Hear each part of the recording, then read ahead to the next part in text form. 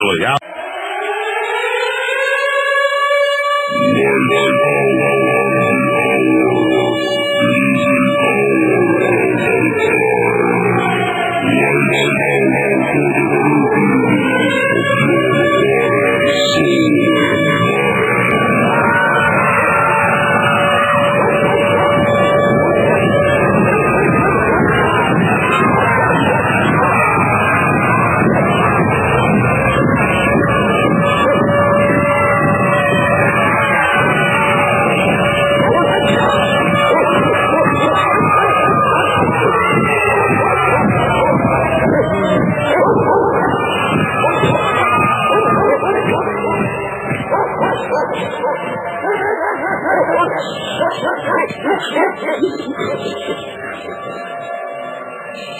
You're listening to the Hour of the Time. I'm Prue. And I'm William Cooper.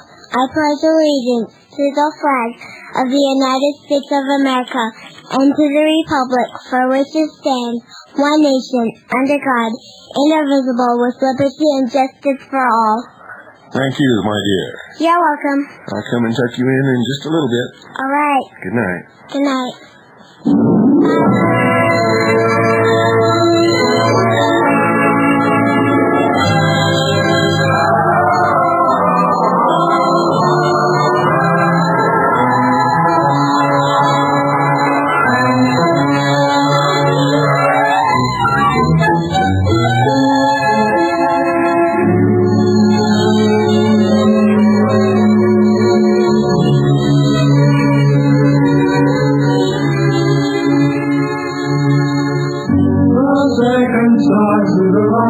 Shines in the night for you. We'll tell you that the dreams you had really can come true. The second star to the light shines with a light so rare. And if it's Neverland you need, light will make you there. We will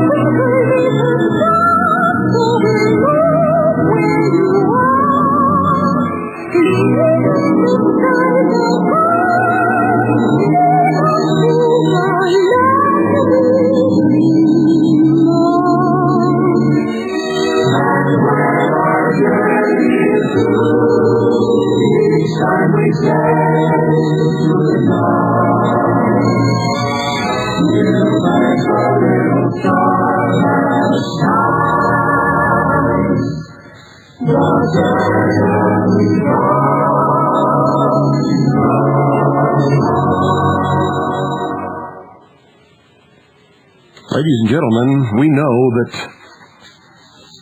great change is in the works. You can see it all around us. We have studied, we have researched, we have uncovered and exposed probably the greatest conspiracy in the history of the world, or at least it began as a conspiracy. Nothing is hidden anymore. But by the strict legal definition, it can be called a conspiracy. Through the use of common sense and study, however, everything is out in the open. Nothing is hidden. The people who are bringing about this change in the world are so arrogant, so convinced that we, the ordinary man and woman, are so stupid, so ignorant, and so concerned with our day-to-day life and earning a living and sucking up some suds after work down at the local tavern, or just in front of your television rotting your brain, that they don't bother to hide anything anymore. They are absolutely convinced that it has gone so far that nothing can stop it. And the more time that passes, you can see their arrogance increase, their contempt for the rest of us grows beyond any normal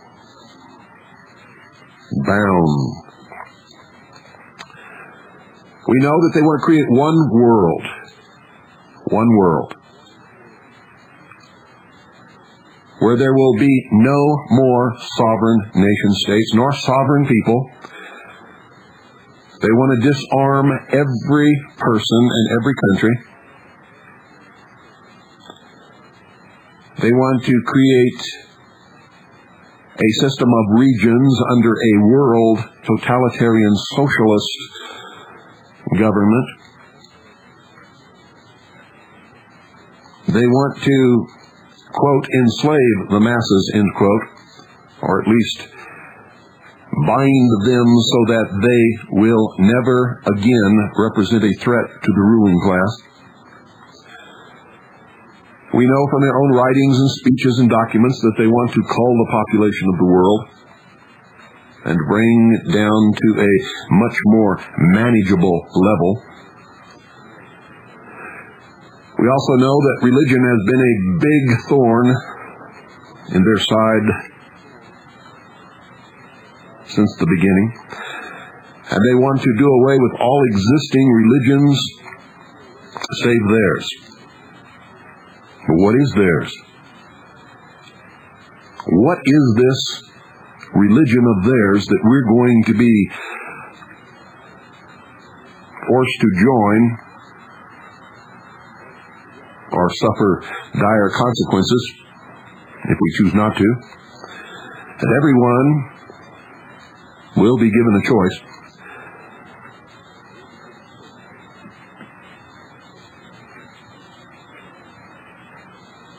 If we study the United Nations, ladies and gentlemen, we can see that there is only one religion that has ever been recognized in the history of that organization.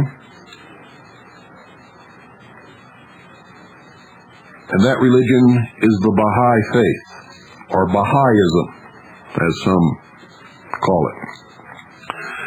Tonight I'm going to take you on a tour of the Bahai Faith and give you a peek into what has to be a merging of all of the mystery religions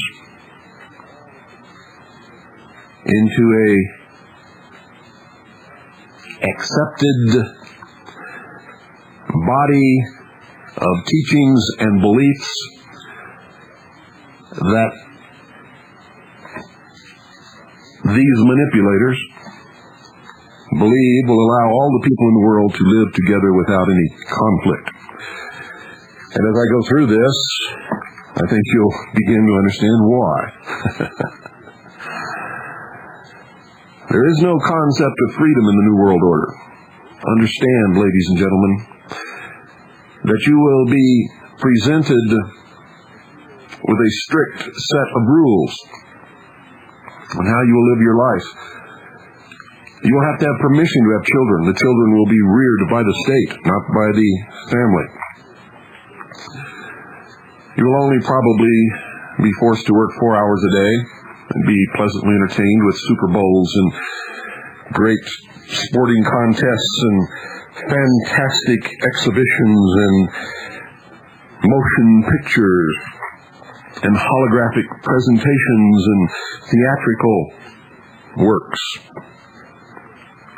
great art exhibitions, designer drugs, parties. And as you have already noticed on television, gladiators are coming back. Although in its present form, blood has not been spilled as of yet. However, it is extremely popular with the less intelligent of what they call the masses. Watch it flower and bloom until one day you will watch two combatants upon a field in front of tens of thousands of people battle to the death once again. And they may be those who choose not to follow the New World religion.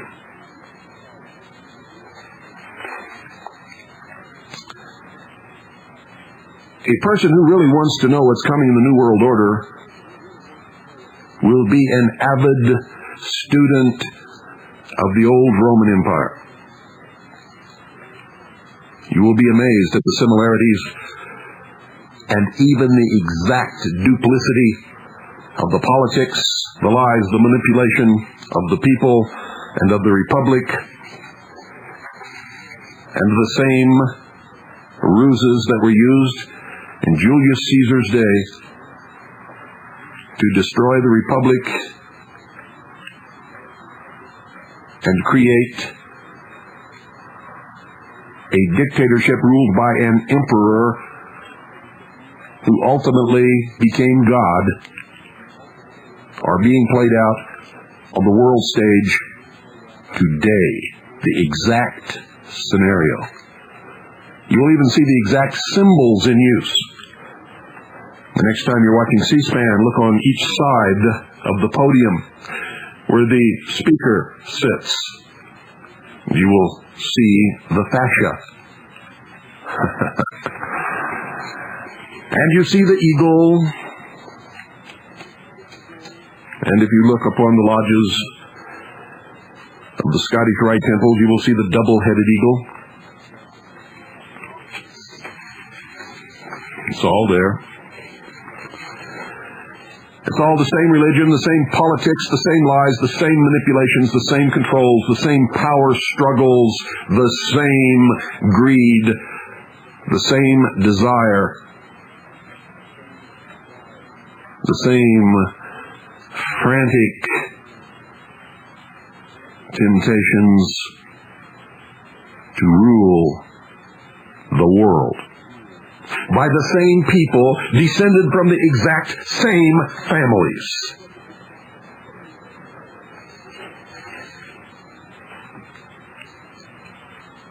Doubt it not.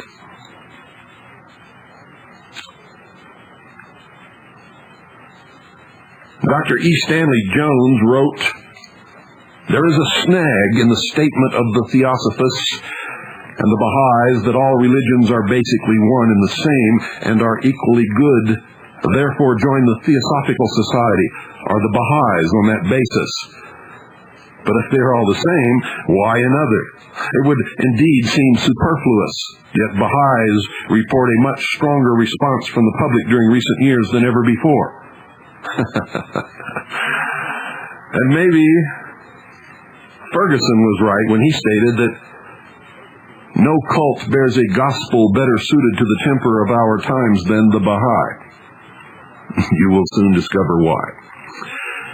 You see, this movement, which after all claims only something over 1 million adherents in nearly every country of the world, is worth studying.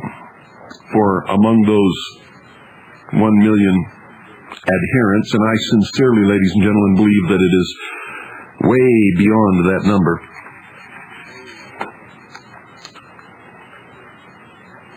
are the great families that control the financial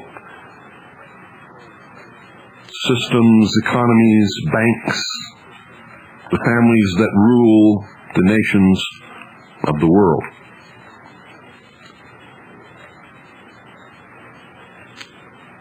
Dr. Atkins was right in observing that there is among all the cults nothing more curious than that the old controversy as to the true successor of Muhammad, the prophet, should at last have issued in a universal religion with a temple of unity on the shores of Lake Michigan. You see, Baha'ism is of Persian Mohammedan origin. It traces its beginning to the Mohammedan belief that the last true successor of Muhammad, who disappeared in the 10th century, never died, but is still living in a mysterious city surrounded by a band of faithful disciples, and that at the end of time he will issue forth and fill the earth with justice after it has been filled with iniquity. This hidden successor, ladies and gentlemen, is said to have revealed himself from time to time through those to whom he has made known his will, and who are known as Babs, are gates. The gate, that is, whereby communication was reopened between the hidden one and his faithful followers. The last one of these Babs was a young Persian merchant named Mirza Ali Muhammad, who took the title of Bab in 1844, and who had much the same relation to Baha'u'llah as John the Baptist had to Christ. You see, the Bab's career was short-lived. He died a martyr's death at the hand of Persian Mohammedans at the age of 30 years in the year 1850. He had constantly pointed to a divine prophet who was shortly to succeed him, the same old promise of a Messiah that has existed for a millennium. And before his death, he sent his signet rings and writings to one of his friends and foremost supporters, one Mirza Hussein Ali, his senior by only 2 years. The two had never met and were certainly not related. Ali at first continued the teachings of the Bab, but soon afterwards announced himself as the divine manifestation predicted by him. An opportunist, you might say. He is known as Baha'u'llah, that is translated, glory to God. The followers of this organization then changed their name from Babs to Baha'is and proceeded to ascribe to Baha'u'llah divine honor and worship. Like the Bab, Baha'u'llah and his disciples suffered much from persecution and exile, which of course only proved once more that the blood of the martyrs is the seed of the church. Baha'u'llah passed away in May of 1892 at the age of 75, after 40 years of hardship, imprisonment, and exile in his villa of Beje near Akka in Palestine, also known as the Holy Land. He was succeeded by his son, Abbas Effendi, born in Tehran, Persia, on May 23rd in 1844. Coincidentally, on the very day upon which the Bab made his declaration to the disciples in Shiraz. Abbas, who had shared his father's hardships as well as his greater ease in his declining years, is known among the Baha'is as Abdul Baha, in effect, translated, the servant of God. He became the authoritative interpreter of the teachings of the Master, Baha'u'llah. He too became the victim of persecution and has known adversities and persecutions, although not as severe or numerous as his predecessors in the cause. In 1912, he actually visited the United States, where the first disciples were won in Chicago, and where the cause has since grown more rapidly than in any other country except Persia. Abdul Baha died on November the 28th, 1921, aged 77 years.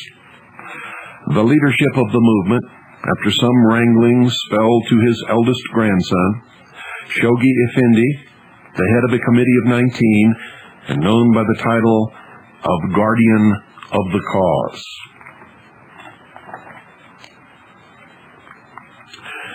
Baha'ism is the unifying cult par excellence. If there is any such thing as a cult, this certainly fits the current definition. It has, in the words of one Mrs. Chandler, accepted all the religions of the world, found them fundamentally and essentially alike, and reveres equally as divine all 9 of the prophets. So it may appeal equally to Hindus, Muslims, Christians, and Jews. It admits the divinity of the prophet of Messiah of each. It does not even claim any greater divinity for its own particular prophet, Baha'u'llah. It merely claims that the great beauty of blessed perfection, coming later, has brought the latest message from the divine source to the peoples of the world, and that the message doesn't differ fundamentally or in essence from the message of his predecessor, but is, you might say, brought up to date in dealing with certain specific matters that did not concern the people whom Christ or Muhammad addressed.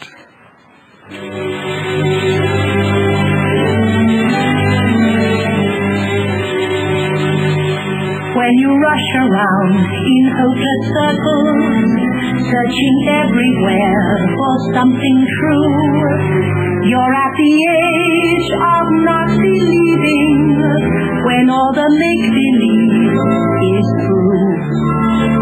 When you set aside your childhood heroes and your dreams are lost upon a shelf, you're at the age of not believing, and worst of all, you doubt yourself. You're a castaway where no one hears you, on a barren isle in a lonely sea. Where did all the happy endings go? Where can all the good times be? You must face the age of not believing, doubting everything you ever knew, until at last you start believing there's something wonderful in you. In the words of another Baha'i writer, Jesus could not speak of international problems his people did not know of the existence of Japan. A new revelation for our modern day must therefore complete that brought by Jesus. When Jesus warned to watch and pray for the coming of the Lord, he meant receive Baha'u'llah. This prophet therefore referred to Jesus as the Son of God, or a manifestation of God, but claimed to be himself a later manifestation. In accordance with these fundamental ideas and to attain to their unifying ideal, Baha'is present the following principles for which they strive. Listen very carefully. The oneness of God and oneness of religion. The oneness of mankind. Independent search after truth. All prejudices must be abandoned, to wit, religious, color, national, class, sexual, and personal prejudices. International peace. International auxiliary language and education for all. Equality for the sexes. Abolition of industrial slavery, which is abolition of wealth and poverty, which translates to communistic. Personal holiness. Work in the spirit of service is worship. Oh boy. Now some of these sound really good, and some of them really are, ladies and gentlemen. Others are manipulations, and terrible manipulations at that. Baha'ism claims that unity and brotherhood are the only important things and not doctrine. You see, this faith comes out of the mysteries of the brotherhood of the Illuminati. And it is built around this word brotherhood. Love is the ever-recurring word in its literature, but those who practice this religion demonstrate over and over again that that word love means little, if anything at all. You see, its conception of love is neither correct nor consistently carried out. In the first place, Baha'ism itself proves that love without certain definite teachings is untenable. When in New York in 1912, Abdul Baha was approached by two Baha'is who, arguing a point of Baha'i teachings, asked him to decide who was right. The answer of Abdul Baha was, neither is right. To be a Baha'i, there must never be any discord. All must agree. Unity is the aim. And yet this same system now insists that nothing whatever should be given to the public by any individual among the friends unless fully considered and approved by the spiritual assembly in his locality. The implication of this, of course, is that it is not safe to let individuals air their views on Baha'i teaching except after official approval of their views. The Star of the West is the official organ of the movement in America. And in the next place, in case a member of the Baha'is leaves the movement because of changed views, he, or generally she, for this is a ladies' cult, like Christian Science, has good reason to hide as far as possible out of reach of the leaders of this loving cult.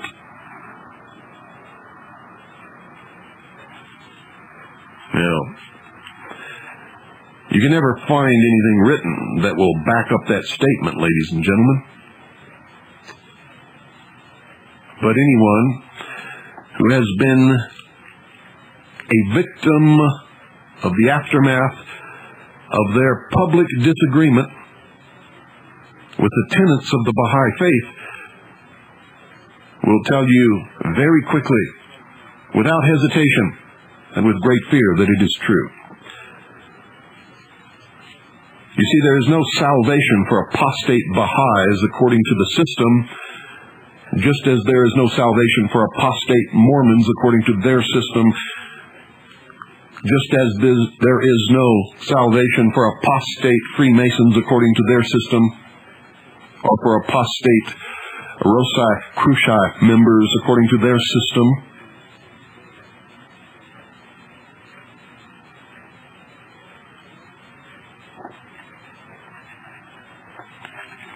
You would think that the frightfully outlandish names in use among Baha'is tend to make the movement unpopular. But the Baha'is, however, do not shrink from pointing to their great temple as Mashrigul Adhkar. And with this temple, they conjure. It has cost more money and time to complete this temple than seems to have been originally expected, and the dream of building similar structures in every state of the Union has, for the time being, at least,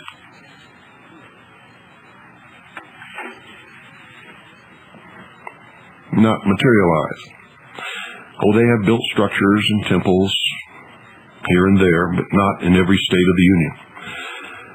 The temple at Wilmette near Chicago embodies in visible form many of the ideals of this organization and is its chief means of propaganda.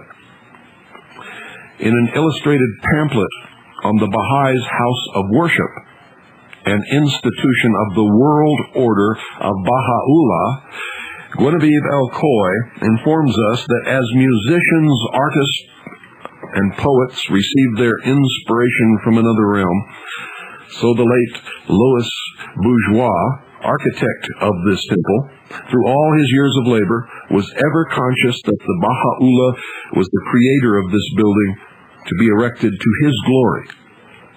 And when the man-made creeds are stripped away from all the religions, we find nothing left but harmony. But today, religion, ladies and gentlemen, is so entangled in the superstitions and hypotheses of men that it must needs be stated in a new form to be once again pure and undefiled according to the Baha'is, and according to the Baha'is, that is exactly what they, and no one else, are doing. And likewise, in architecture, those fundamental structural lines which originated in the faith of all religions are the same, but so covered over are they with the decorations picturing creed upon creed and superstition upon superstition, that the Baha'is need lay them aside and create a new form or ornamentation. So into this new design, the design of the temple is woven in symbolic form, the great Baha'i teaching of unity. Which symbology? Why, the symbology that I've been teaching you for the last 4.5 years. The symbology of the ancient mystery religion of Babylon. The great Baha'i teaching, outwardly to the profane, is that of unity. The unity of all religions and of all mankind.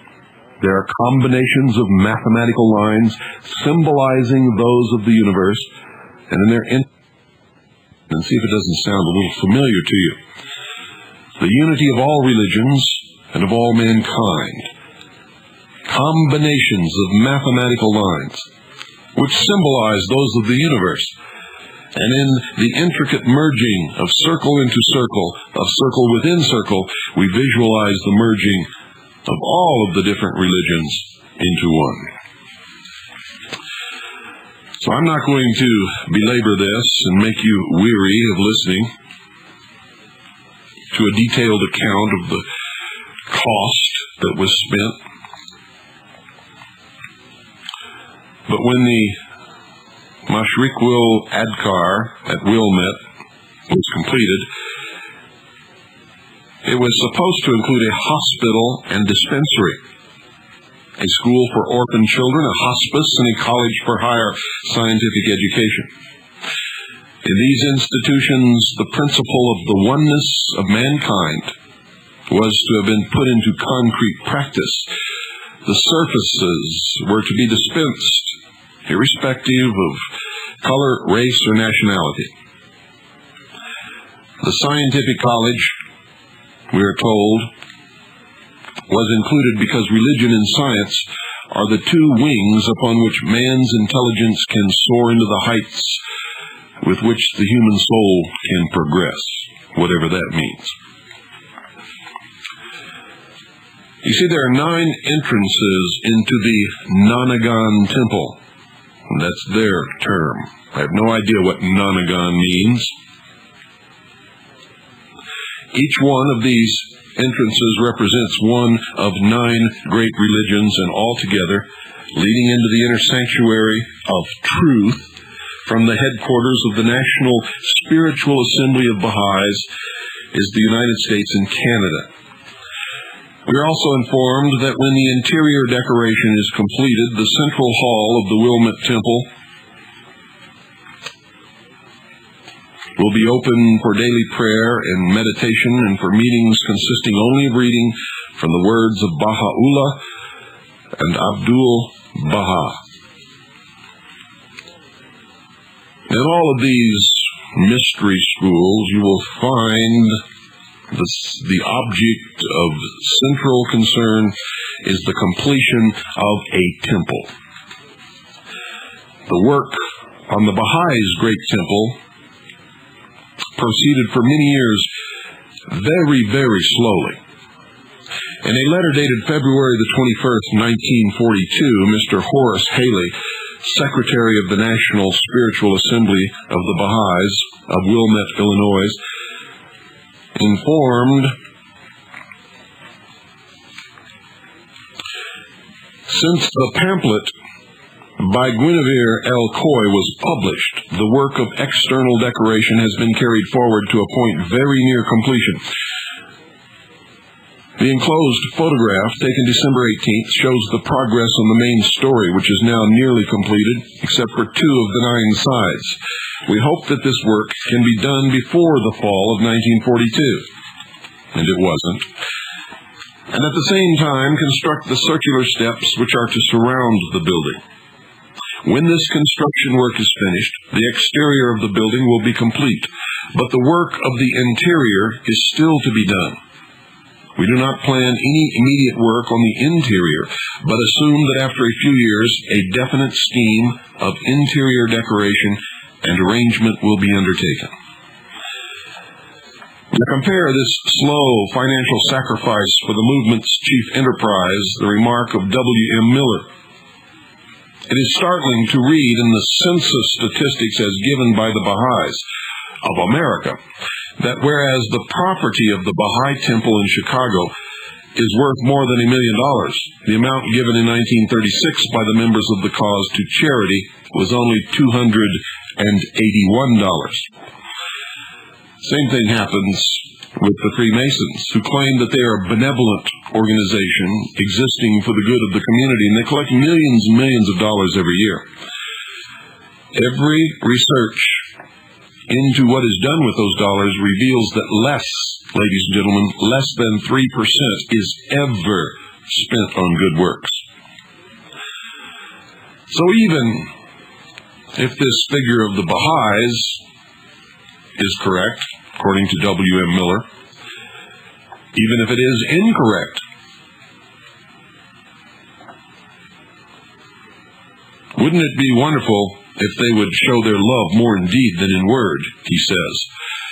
If they would win our confidence, how much more convincing a great medical mission in India or Tibet than $1 million temple in Chicago, beautiful as the Masrig-ul-Azkar may be. W.M. Miller was a thinking man.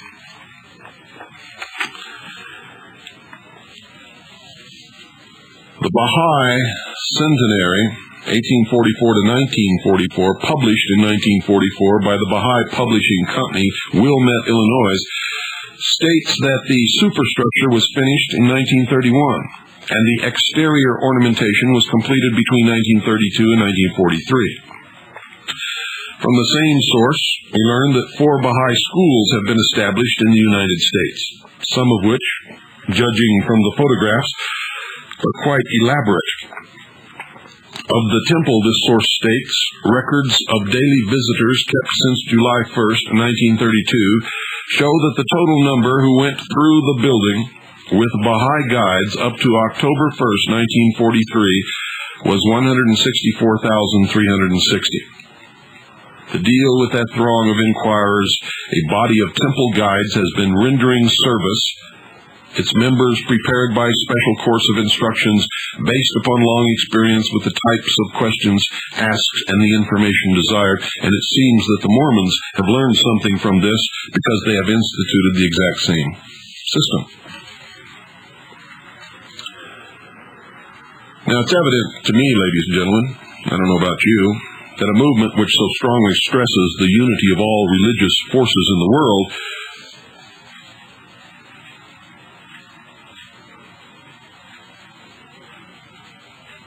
should be somewhat vague and general. For if they state anything exactly, then they are no longer unifying, are they? So there are not many points of Christian doctrine upon which this organization teaches. It rather ignores them one and all. Perhaps that's exactly where we should start in your basic education as to the tenets of Baha'ism. By now it should be clear that Baha'ism has some very fine points, which I read to you, which from the Christian standpoint make it all the more dangerous as a religion. The last 3 words that I gave you were stressed for a purpose. Who would not praise it in the Baha'is when they advocate world peace? Who would not praise any organization or any person when they advocate world peace? Who, listening, has not grasped by this time the terribleness of a universal war fought with modern weapons of wholesale destruction along the lines of World War II, which literally encompassed the globe?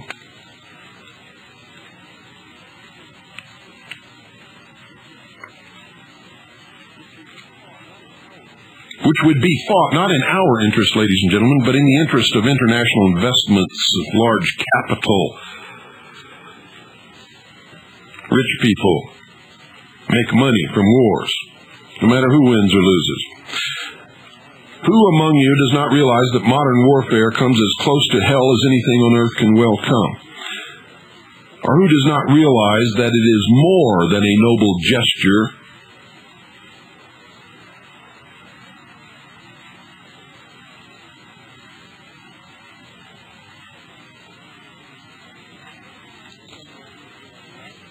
for someone who has been a lifelong member of the Ku Klux Klan to lay a sick black child in the bed next to his own in the same ward and then tend to both with equal tenderness? Do you think that it could ever happen? Do you think that it ever would? Because that's what they're talking about here.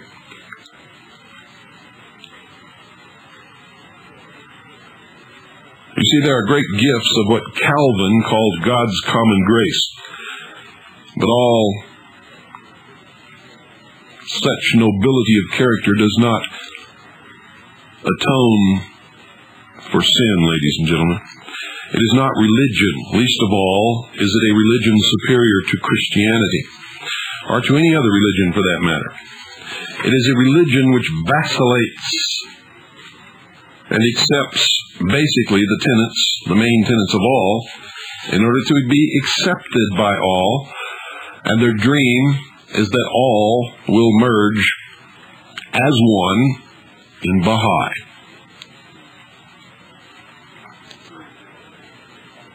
You see, Baha'ism is plainly implied pantheism. Baha'ism is one more example of what Dr. Abraham Kuyper called many years ago the irresistible tendency in our age to change along every line the God-man into the man-God.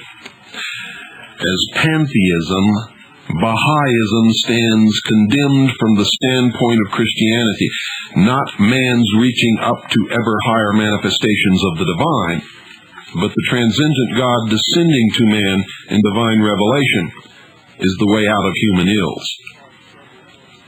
You want to cause trouble upon this earth, you make man God and you will see more trouble than you ever dreamed of in your wildest fantasies, or that you can read about in the most terrible history that has ever occurred in this world. You see, if man is God, he doesn't have to answer for anything. If man is God, he does not have to explain away his desires and temptations. If man is God, then he cannot sin by stealing what is yours, raping your wife, your daughter,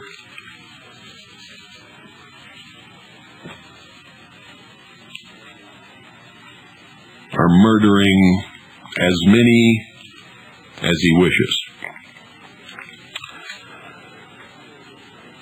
Without something higher than man, which man must answer to, there can be no morals. There can be no ethics. There can be no responsibility. What's the danger with all of this? Look around you. Who sitting around you would you trust to be God?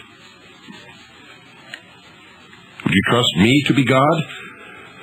By golly, I wouldn't. I know me too well.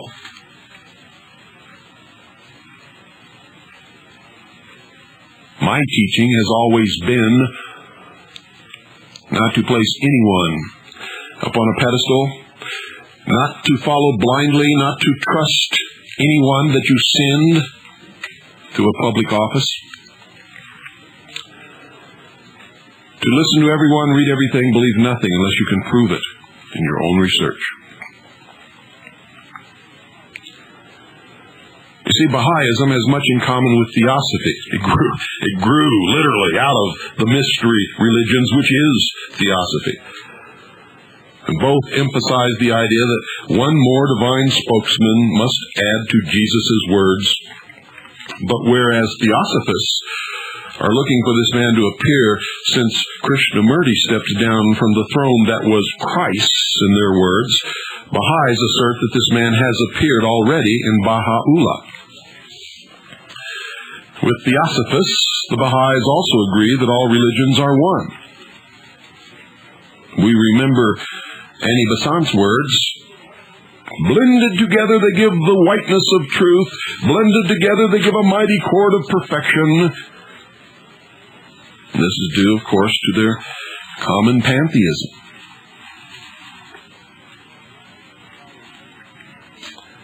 Baha'ism, ladies and gentlemen, has much in common with Spiritism and Freemasonry, for literally at the highest levels they are the same. At the highest levels they are the same with the Mormon Church and many others. And I am only stating fact here, not condemning any of it. Of Spiritism, Sir Arthur Conan Doyle wrote, "To me it is religion, the very essence of it." He called it the great unifying force, the one probable thing connected with every religion, Christian or non-Christian, forming the common solid basis upon which each raises, if it must needs raise, that separate system which appeals to the varied types of mind. Well, that sounds exactly like Baha'ism, doesn't it? It does to me. The discussion of Freemasonry that we've had over the last 4.5 years on this broadcast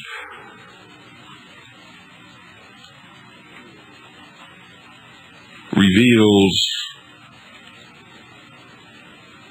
that this is the same old teaching, sort of twisted just a little bit to make it a little more likable and without an awful lot of the symbolism and the esoteric language,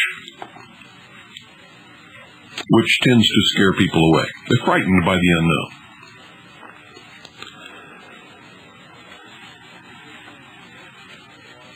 To a great many Freemasons, the lodge is the badge of sociability, mutual helpfulness, and especially in the Blue Lodge, where they know nothing of the truth of the higher degrees. And they actually laugh at the idea that the Masonic Lodge, or the Independent Order of Odd Fellows, or the Rosicrucians should be considered a competitor, let alone a substitute for the Christian religion. But indeed, in fact, it is. And nevertheless, many leaders of the Masonic movement, the officially recommended literature of the movement, its signs and emblems, which are all borrowed from Oriental pagan religions, all these and other things show Freemasonry to be such that one Dr. Torrey was right when he said, "A man can be a Christian and a Freemason, but he cannot be an intelligent Christian and an intelligent Freemason at the same time. For he's worshiping upon two altars, these altars to two different gods, and he knows it not." So without wanting to give offense, therefore, to Christian Masons, and I'm being exceptionally polite tonight because normally I'm not, I would ask of them to study such works as an Encyclopedia of Freemasonry, which is in all the lodges, but seems to never be opened, and its Kindred Sciences. The specific volume that I'm talking about, or set of volumes, was published in 1914. A Lexicon of Freemasonry, Masonic Ritualist, all by Albert G. Mackey, M.D., 33rd degree of the Scottish Rite. Freemasonry and the Ancient Gods by J.S.M. Ward, published in 1926. The New Odd Fellows Manual by Reverend A.B. Grosh, published in 1882. And I would ask Freemasons to consider why there is a co-Masonic order in the Theosophical Society. I would ask why the assertion that all religions are one should be tolerated in Freemasonry but condemned in Theosophy and Baha'ism.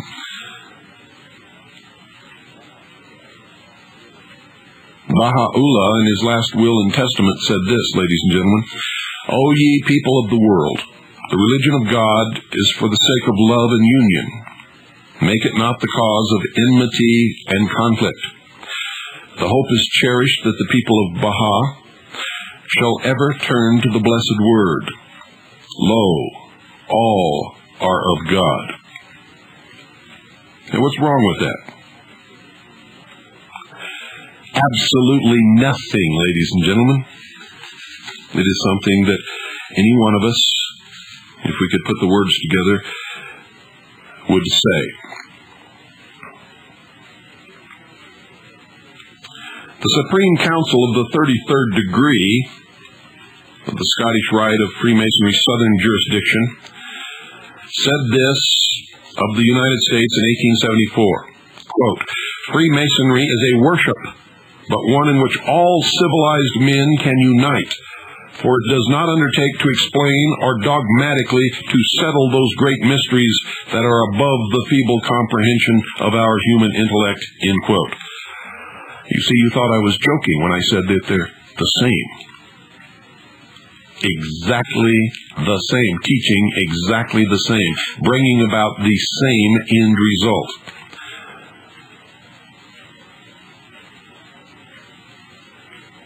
And Mackey wrote, one of the great writers of Freemasonry, and I quote, if Freemasonry were simply a Christian institution, the Jew and the Muslim, the Brahmin and the Buddhist could not conscientiously partake of its illumination, but its universality is its boast.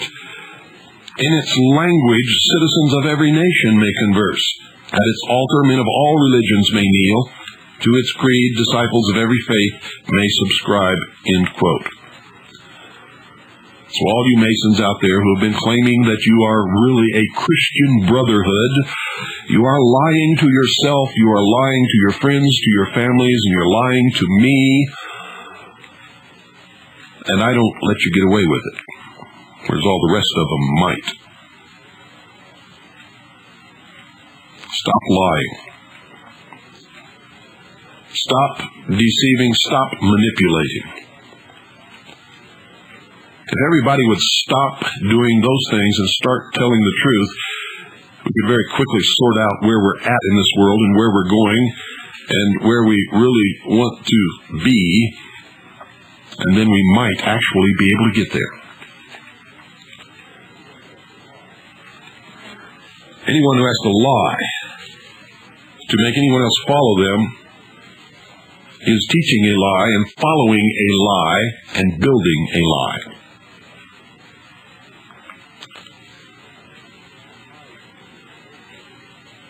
Baha'is claim for their religion a later emphasis upon the very same truth they say, taught also among others by Christianity. We maintain, they say, that it is, at least in its manifestation in Christian hands or lands, a sad imitation of the Christian religion. But it's not even close to an imitation of the Christian religion at all. And anyone who could confuse it for such doesn't know anything about Christianity. And you could not possibly confuse it for the Buddhist religion.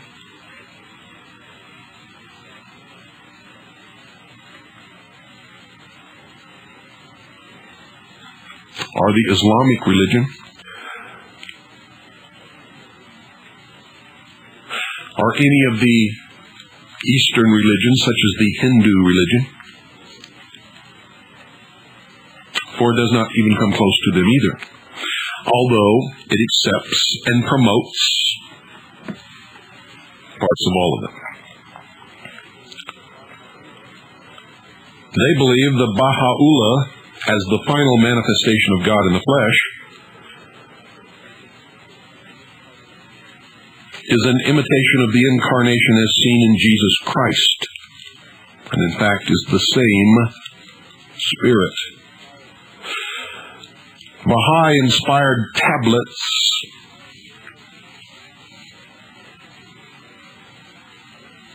that we consider fake are their spiritual baptism, Holy Land, Beatitudes, Unity Feast for the Lord's Supper, their imitation Pentecost. A surpassing peace is said to fill the souls of those who repeat 95 times daily the words Allah, Abha. These would be Christian touches apparently calculated to catch Christians. And it does not increase anyone's respect for Baha'ism, but it does actually occasionally catch somebody. That's a fact.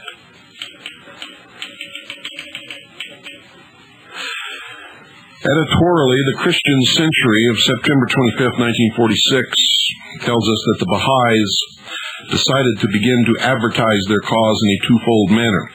For the rank and file through Newsweek and similar periodicals, while others were reached through trade journals of the publishing and broadcasting industries. And that's interesting. First, because we're now prepared to look for a more open method of propaganda, where you can begin to see their teachings increase and their advertising reach out even more as the New World Order struggles to be born. They teach the unity of any and all religions.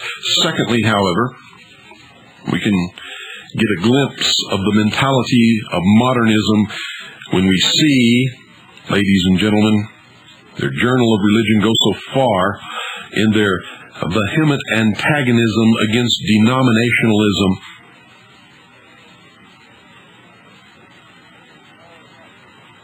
and state that the plan is all right. The Baha'is have something to sell. It is interesting and may be helpfully suggestive to other religious bodies to see how this worthy group, which had its origins among the Mohammedans of Persia about a century ago, makes use of the most modern techniques for making friends and influencing people.